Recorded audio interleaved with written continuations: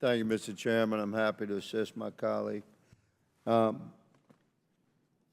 Shriver, you have about 2.5 million civilian employees we're talking about. What's it? Is it 2.7? What's the number? I believe the current estimate is 2.3 million, Congressman. 2.3. Yes. So I'm seeing a variance in those numbers, but you stated a moment ago a shocking figure to my colleague, Mr. Grothman. You say about 15,000 a year get fired. Terminated for cause. That wouldn't include other types Is that fired, like in the real world? Okay. So 15,000 out of 2.5 million, you're talking about job security of 99.95%.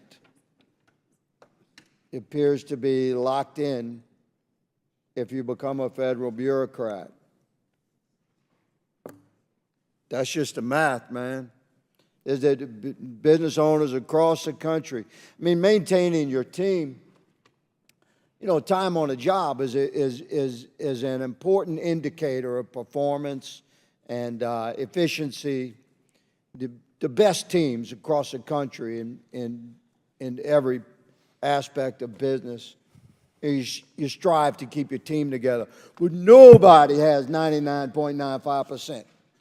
Nobody. But apparently the federal government does. So if you get a job in the federal government, that's a lock, man. And there you have serious civil service protections to that job, whether you perform it or not.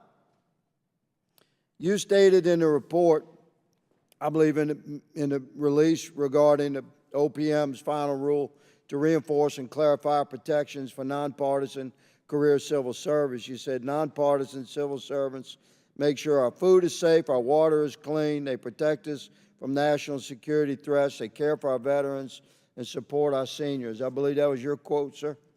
Yes, Congressman. Okay. That's a pretty broad statement. Let me say that I don't know if you equate safety with healthy, but you believe that the ultra-processed food being consumed and delivered and supported by this government across the country, you believe that food is healthy? Congressman, I'm not an expert on food safety. You're a human being. You have the powers to observe. Let's move on.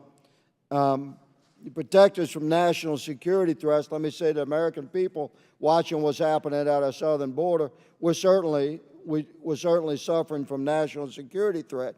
Veterans, care for our veterans. We have serious issues through our constituent services across the country as congressmen. I believe on both sides of the aisle, if you're trying to help your veterans, you know what the number one complaint is, Mr. Shriver? The bureaucracy. The bureaucracy within the VA. Number one complaint. Support for our seniors, same thing.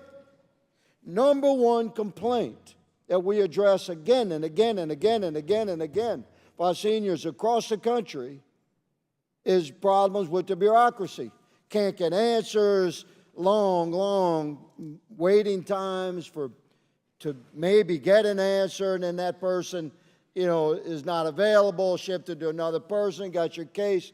It's a bureaucracy at its worst. So you stated, you quoted, you said that if there were changes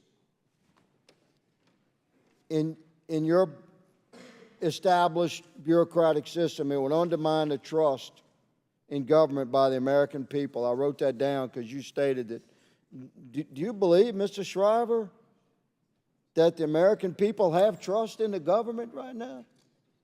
Is that your testimony? Because if you believe that we took action to address this 99.95% locked-in bureaucracy that, in our opinion, does not perform very well, if we took effort to address that, you think that would undermine the trust in government by the American people, then you must be stating that the American people generally trust the bureaucracies that you run?